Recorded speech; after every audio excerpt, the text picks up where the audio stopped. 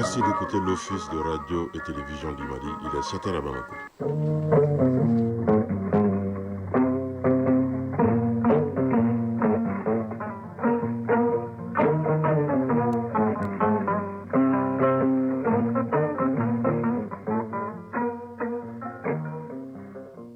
Le journal. Oumar Moussa Traoré.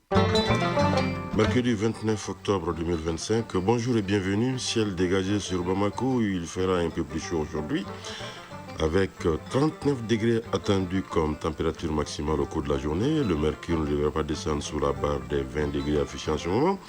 À la une de l'actualité de ce matin, réunion hebdomadaire du comité interministériel de gestion des crises et catastrophes hier à la primature, sous la présidence du chef du gouvernement.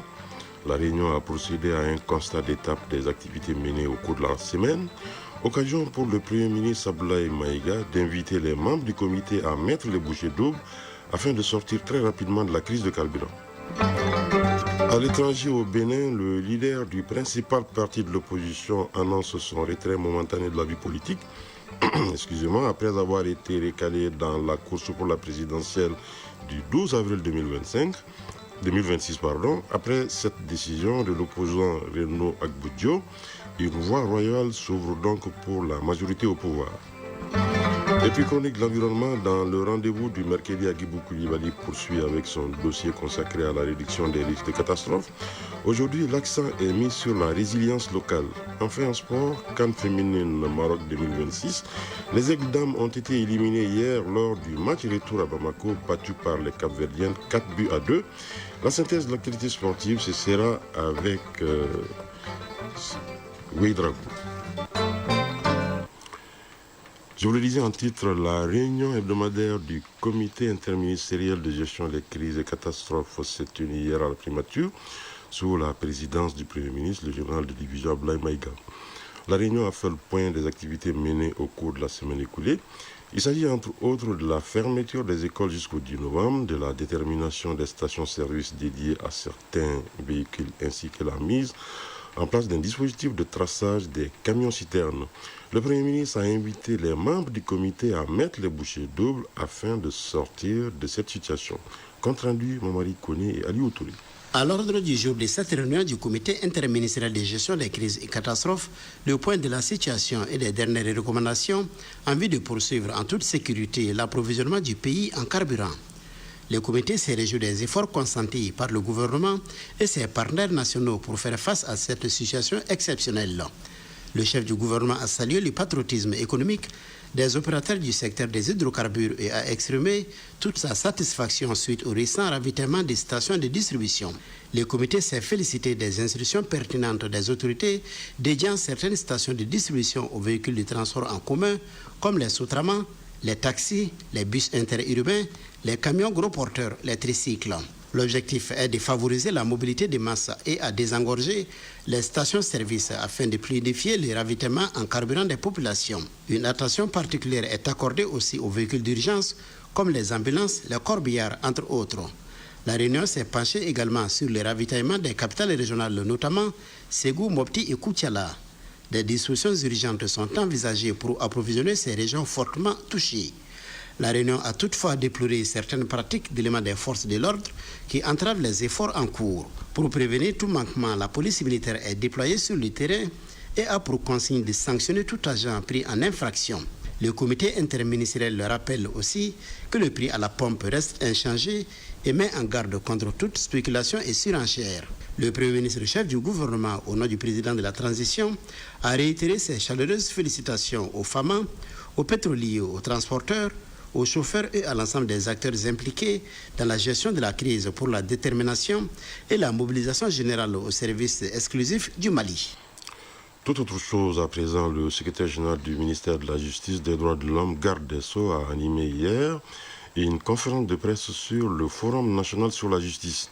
Il s'agissait de mieux expliquer le contenu du forum aux journalistes pour une meilleure compréhension de ces enjeux. Compte rendu, Youssouf Diakité. Le Forum national sur la justice se tient du 30 au 31 octobre 2025 à Bamako. Pour dérouler les différentes articulations du Forum, le ministère de la Justice, des Droits de l'Homme, Garde des Sceaux, a voulu cette conférence de presse. Il s'agit surtout de mieux expliciter le contenu du FONAJUS. Dr Boubacar Sidiki Diarra, secrétaire général du ministère de la Justice, des Droits de l'Homme. On a voulu donner la parole aux citoyens pour que les citoyens, c'est-à-dire estiment comment ils voient leur justice, quelle justice pour le Mali de demain, comment ils voient le fonctionnement de la justice, qu'est-ce qu'il faut faire pour rectifier ou qu'est-ce qu'il faut faire pour améliorer. Les journalistes ont posé des questions de compréhension en rapport avec le financement du forum au regard de la situation socio-économique et sécuritaire du pays. Boubacar Sidiki Diarra. La justice a fait sur la base des prévisions budgétaires de l'État. La loi des finances, la justice a fait la prévision de ce forum. Et ce forum qui concerne toute la République, les 19 régions plus le district de Bamako, il y a eu un budget prévisionnel de 200 millions et qui concerne toutes les régions. Vous aurez pris les frais d'avion, vous aurez pris les transports, vous aurez pris la logistique. C'est la deuxième édition du Forum national sur la justice, soit 26 ans après la première édition tenue en 1999. La journée du Mali au Salon international des médias d'Afrique, économie des médias et innovation, et information dans un contexte d'insécurité sont deux panels auxquels prend part la délégation malienne. Ces deux thèmes évoquent la situation de précarité des médias africains et la qualité de traitement de l'information dans les pays traversant une crise. Parmi les panélistes et modérateurs figurent 3 Maliens, dont le président de la Maison de la Presse. Le décryptage de nos envoyés spéciaux à Dakar, Mohamed Kayantao et Sidiki Balo. Les médias servent la société au quotidien, mais encourent toujours des risques. En lançant cette phrase, l'ancien directeur général du journal Le Soleil du Sénégal évoque la situation de précarité et de détresse de la presse africaine. Et c'est à travers le panel sur l'économie des médias et l'innovation. Chaque panéliste s'est penché sur le vécu de son pays. Celui du Mali n'en demeure pas moins. Omar Traoré, participant malien. Lorsqu'on parle d'innovation, évidemment qu'on parle également de l'économie.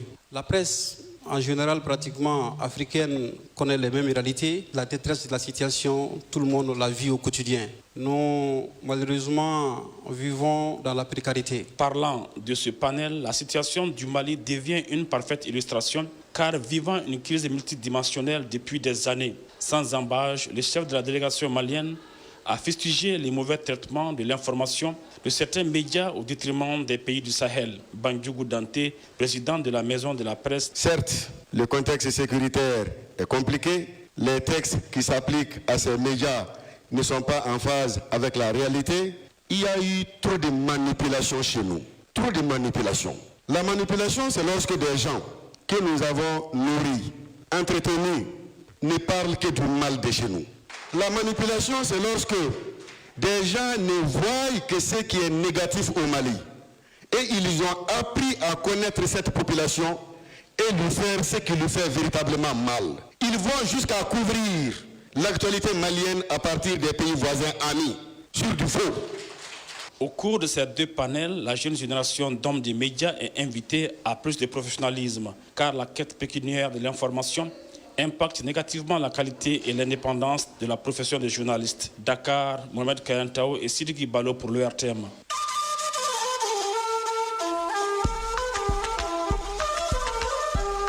AES, actualité.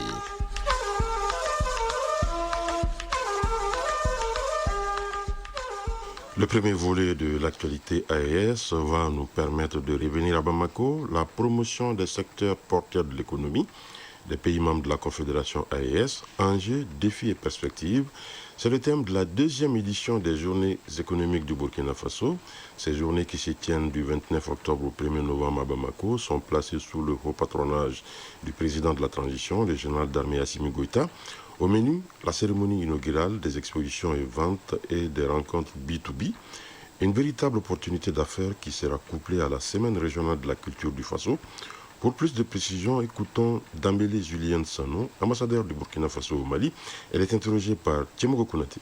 Ces journées économiques se dérouleront cette année du 29 octobre au 1er novembre.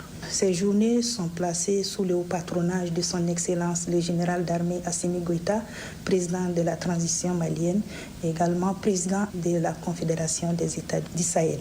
Nous allons procéder au lancement de l'exposition avec les transformatrices de nos produits locaux et également les artisans qui auront présenté des objets d'art. Le 30, nous allons procéder à la cérémonie officielle de lancement et cela interviendra à 10h au CICB. Après la cérémonie d'ouverture, nous allons procéder à la conférence inaugurale et également des panels. Et justement, le 31, nous allons passer au B2B. Cela va permettre aux opérateurs économiques de l'AES d'échanger entre eux, de tisser, pourquoi pas, des liens de partenariat. La particularité cette année de ces journées économiques, c'est que nous avons voulu coupler les journées économiques à la SRC. La SRC, c'est la Semaine régionale de la culture. Et nous sommes également à notre 2e édition. Nous allons mettre en compétition des troupes issues de la diaspora burkinabé vivant au Mali. Donc ces troupes vont aller en compétition et justement, il va s'agir pour nous de sélectionner les meilleurs qui prendront part justement à la SNC, la Semaine nationale de la culture 2026 à Bobo-Dioulasso. Le 1er, nous allons procéder à la clôture de nos activités. Nous remercions nos plus hautes autorités qui nous ont fait confiance en nous accordant la permission pour la tenue de ces journées économiques. Nous avons eu la première édition qui s'est tenue l'année passée et cela fut une réussite. Cette année, nous comptons vraiment mieux faire. À l'endroit des opérateurs économiques de l'AES, c'est qu'ils puissent répondre massivement à nos journées économiques. Oui, l'ambassadeur du Burkina Faso au Mali à l'instant, Dambélé Julien Sanon, était interrogé par Tiamoko Konati. Le second volet de l'actualité AES nous conduit au Niger. En mission à Maradi, le ministre des Transports et de l'Aviation civile du Niger, le colonel-major Abdrahman Amadou, a inspecté plusieurs infrastructures placées sous la tutelle de son département. Objectif, évaluer leur état et les besoins éventuels d'amélioration. Le compte-rendu est signé Mariama Keita de la Voix du Sahel. Accueilli par le gouverneur de la région en compagnie de ses collaborateurs, le ministre des Transports et de l'Aviation civile, colonel-major Abdrahman Amadou, à la tête d'une forte délégation, s'est directement rendu à la direction régionale des transports. Au niveau de cette entité, le directeur régional Salissou Adamou a présenté son service. Au niveau de la Société nigérienne de logistique automobile Sony Loga, le responsable Oumar Yinsa a aussi fait le point au ministre des cartes grises établies dont beaucoup ne sont pas retirés. La délégation s'est transportée par la suite à Guidamoudi, site devant abriter le port sec de Maradi en prélude au chemin de fer reliant Kano à Maradi. L'aéroport de Maradi a constitué la dernière étape de cette série de visites où le ministre et sa délégation ont eu droit à un exposé présenté de long en large par Ibrahim Abdoulaye relatif aux prévisions pour l'extension de l'aéroport en vue d'accueillir des avions fret toujours dans le cadre de la construction du chemin de fer dont Maradi abritera le port sec. Un homme averti et fort des expériences dans le domaine, le ministre colonel-major Abdrahman Amadou a fait des propositions pour que les inquiétudes soulevées trouvent des solutions. Au terme de son séjour, la délégation a rendu une visite de courtoisie au sultan du Sibiri-Gobir, l'honorable Abdoubala Marafa, et celui du Kassina, l'honorable Ahmed Ali Zaki. Un mot de l'actualité hors des frontières de la Confédération de l'AES au Bénin. Le principal candidat de l'opposition annonce son retrait momentané de la vie politique. L'avocat Renaud Agbodjo avait été désigné par les démocrates, le principal parti d'opposition, pour participer à l'élection présidentielle béninoise du 12 avril 2026. Mais sa candidature a été rejetée le 22 octobre dernier par la commission électorale. Cette décision a été confirmée lundi par la Cour constitutionnelle du Bénin. Une voie royale s'ouvre donc pour la majorité au pouvoir représentée par le ministre des Finances, Romial Wadani. Patrice Talon, président depuis 2016, arrive au terme de son second mandat, le maximum autorisé par la Constitution. Les Tanzaniens ont commencé à voter ce matin pour des élections présidentielles et législatives sans suspense. Les principaux adversaires de la présidente ont respectivement été disqualifiés et emprisonnés, alors qu'Amnesty International a dénoncé une vague de terreur commanditée par le pouvoir. Samia Suluhu Hassan, 65 ans, avait été promu sans élection de la vice-présidence à la magistrature suprême à la mort en 2021 de l'ancien chef de l'État John Magufuli. Selon les analystes, elle compte sur sa victoire annoncée pour réduire au silence les critiques au sein de son propre parti. Au Brésil, au moins 64 morts dans une opération policière antidrogue dans les favelas de Rio de Janeiro. Les raids des forces de l'ordre visant un gang de narcotrafiquants ont mobilisé 2500 agents et donné lieu à des scènes de guerre. L'ONU s'est déclarée horrifiée et a demandé des enquêtes rapides. 4 policiers ont été tués.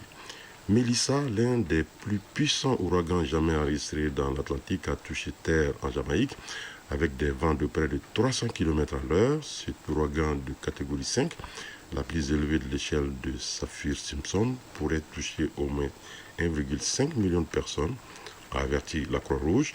Il a déjà fait 3 morts en Jamaïque, 3 en Haïti et 1 en République dominicaine. Le président américain Donald Trump était hier à Tokyo, au Japon, deuxième étape de sa tournée en Asie. Promesse d'un nouvel âge d'or, accord sur les terres rares et échanges très chaleureux. La première ministre japonaise Sana Takaichi a soigné sa première rencontre avec Donald Trump. Le président américain lui a assuré que Washington était le plus solide des alliés de Tokyo. Un test diplomatique à fort enjeu pour Sana Takaichi, première femme à gouverner le Japon.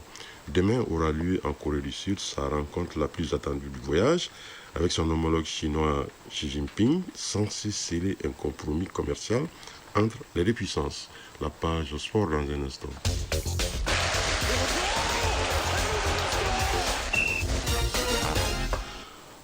Page sport donc, cyclisme, Tour du Faso. La 5e étape de la 36e édition du Tour du Faso a été remportée par Paul Domon. Football, éliminatoire CAN féminine Maroc 2026, on connaît désormais tous les pays qualifiés à l'issue de la dernière journée et dernier tour qualificatif. Notre pays, le Mali, ne participera pas à la phase finale de la CAN Maroc 2026. Le développement de l'actualité sportive, c'est avec Salif Ouidragou. Éliminatoire CAN féminine Maroc 2026 au compte du deuxième et dernier tour qualificatif. Les ex-dames du Mali chutent à domicile devant les Cap-Verdiennes 4-2. À la grande surprise des fans et des observateurs du ballon rond, les pouliches du coach Birama Konaté s'inclinent et laissent filer la qualification pour la phase finale de la CAN Maroc 2026. Pourtant, elles s'étaient imposées après la semaine dernière par le minimum d'1-0, maintenant le suspense et l'espoir pour le peuple malien. Hélas, les ex-dames du Mali, méconnaissables, ont été menées au score 3-0 à la mi-temps. L'envie et les encouragements des supporters qui ont effectué le déplacement hier au stade du 26 mars de Yirmaguer n'ont pas suffi aux ex-dames de revenir dans la partie. Néanmoins, elles réduisent le score en inscrivant 2 buts. Score final 4-2 pour le Cap-Vert. Avec cette victoire, le Cap-Vert barre la route à la sélection malienne et décroche son ticket pour la CAN Maroc 2026. Outre le Cap-Vert, les autres qualifiés sont le Maroc, pays hôte, la Zambie, la Tanzanie, le Malawi, l'Algérie, le Nigeria, le Ghana et le Burkina Faso. A noter que le vainqueur de la rencontre Côte d'Ivoire-Sénégal va rejoindre les équipes déjà qualifiées pour la CAN Maroc 2026. Cyclisme, Tour du Faso pour terminer. Cette 5e étape s'est disputée avec 2 points chauds sur une distance de 111,7 km et l'arrivée s'est tenue à Dano dans la province du Loba. En 2h36 minutes, c'est Paul Domon qui remporte l'étape.